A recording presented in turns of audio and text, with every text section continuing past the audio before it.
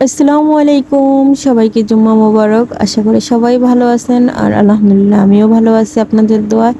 আর জুম্মাবার মানি একটু ভালো খাওয়ার চেষ্টা, ভালো থাকার চেষ্টা, এটাই আর কি, আল্লাহর ইবাদত করা।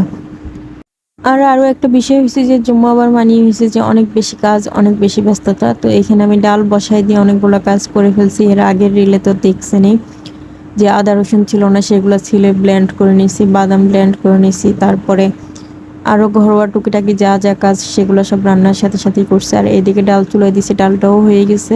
আর ডাল রান্নার এটাই সবচেয়ে বড় ইজি ব্যাপার হয়েছে যে মানে এটার সামনে সময় দিতে হয় না, বসাই দিয়ে তারপর ডালে ফুটা দিয়ে বাগার দিয়ে ফেললেই হয়।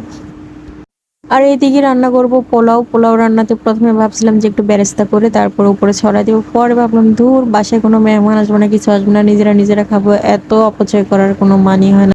কারণ দিন দিন যে পরিমাণে শাক সবজি ফল মূল সব কিছুর দাম বাড়তেছে, পেঁয়াজের দাম বাড়তেছে। জামাইয়ের একটু আবদার করছিলাম যে নতুন আলু দিয়ে গরুর মাংস খাইতে মন চায়। জামাই কয় ভুইলা যাওন, পুরান আলুর দামই 80 টাকা কেজি, নতুন আলুর দাম 200 টাকা কেজি। পরে দিয়ে ভাবলাম যে না, দরকার নাই, 200 টাকা কেজিতে আলু খাওয়ার কোনো দরকার নেই, কয়দিন পরে দাম এমনিতেই কমে আসবে, তখন খাবো আনে। আর এইদিকে পোলাও চালটা আমি একটু ভালোভাবে কষাই নিতেছি, একটু ভাজা ভাজা করে নিতেছি, এতে করে পোলাওটা খাইতেও ভালো লাগবে, ঘ্রাণও হবে, আর চালটা একদম বুড়বুড়া থাকবে, মানে ভাতটা বুড়বুড়া হয়ে যাবে। আমাদের আঞ্চলিক ভাষায় বুড়বুড়া বলে, যেটাকে আমরা শুদ্ধ ভাষায় বলি ঝরঝরে থাকবে, ঝরঝরে হয়ে যাবে, এই আর কি। তো ঘরোয়াভাবে রান্না অত বেশি মানে স্পেশালও না, আবার অত ফেলা ফেলা ভাবে না, সাধারণভাবে রান্না করতেছি। আর বেরেস্তা দিয়ে আমারও খাইতে মন চায়, পোলাওর মধ্যে কিশমিশ দিয়ে, বলে না যত গুড় তত মিষ্টি, কিন্তু এখন বর্তমানে অত গুড় নেই, তাই এত মিষ্টিও নাই। আর আমার গাছের পোলাওর পথে যেহেতু ফ্রিতেই পাওয়া যায়, তো আমি খিচুড়ি পোলাও সব কিছুতেই দিয়ে দিয়ে ঘ্রাণ করে খাই।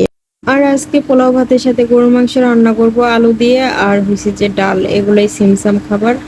চাইলে বেশি কিছু করতে পারতাম, কিন্তু এমন কোনো বিয়ে লাগে, অকেশন লাগে না যেখানে ডিমের কোরমা পোলাও চিকেন সবকিছু খাওয়া হবে বা করতে হবে, এরকম কোনো কিছু লাগে না। মানুষের পরিস্থিতি অনুযায়ী সবকিছু হিসাব করে চলতে হবে, এই আর কি। পরিস্থিতির সাথে খাপ খাইয়ে চলতে পারলে জীবন সুন্দর, এই আর কি। একসময় বিয়ে বাড়ির খানাও ঘরে রান্না করে খাইছি, একদম সবকিছু দুরুস থেকে শুরু করে সবকিছু ঘরে, একদম কোরমা পোলাও সবকিছু একদম হই হুল্লোড় ভাবে খাওয়া দাওয়া হয়েছে। কিন্তু মানুষের সময় বদলায়, মানুষের পরিস্থিতি বদলায়, মানুষের পরিস্থিতির সাথে নিজেদেরকেও মানায় নিতে হয়, এটাই হয়েছে সবচেয়ে বুদ্ধিমানের কাজ। আর আপনাদের সাথে বরবর বরবর করতে করতে এদিকে আমার পোলাও হয়ে গেছে, আর সেই সাথে আমি পোলাও পাতাগুলো উঠায় ফালাই দিছি। আর এখন রান্না করব মাংস।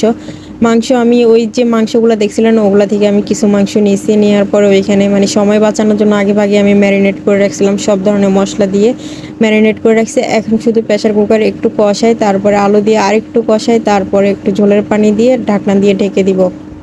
আর আপনারা আমারে কিপটা বলেন আর যাই বলেন ভাই, হিসাব করে না চললে আমারই কষ্ট পাইতে হবে। আমার জামাইয়ের কষ্ট মানে আমার কষ্ট, বুঝতে পারছেন? আপনারা আমাকে আইসা বাজারও করে দিয়ে যাবেন না, আপনারা আমাকে নিয়ে যেয়ে আপনার বাসায় খাওয়াবেনও না।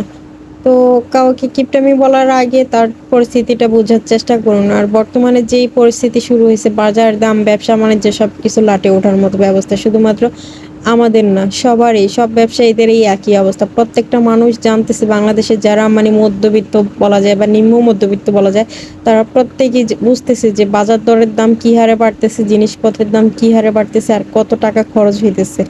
এটা সবাই হারে হারে টের পাইতেছে, কেউ বলে কেউ বলে না। আমি যেরকম ফুটফাট ফুটফাট বলে ফেলি, সবাই আবার ওরকম কিছু বলতে পারে না, অনেকে লুকিয়ে রাখে, কিন্তু আমি এত কিছু লুকিয়ে রাখি না।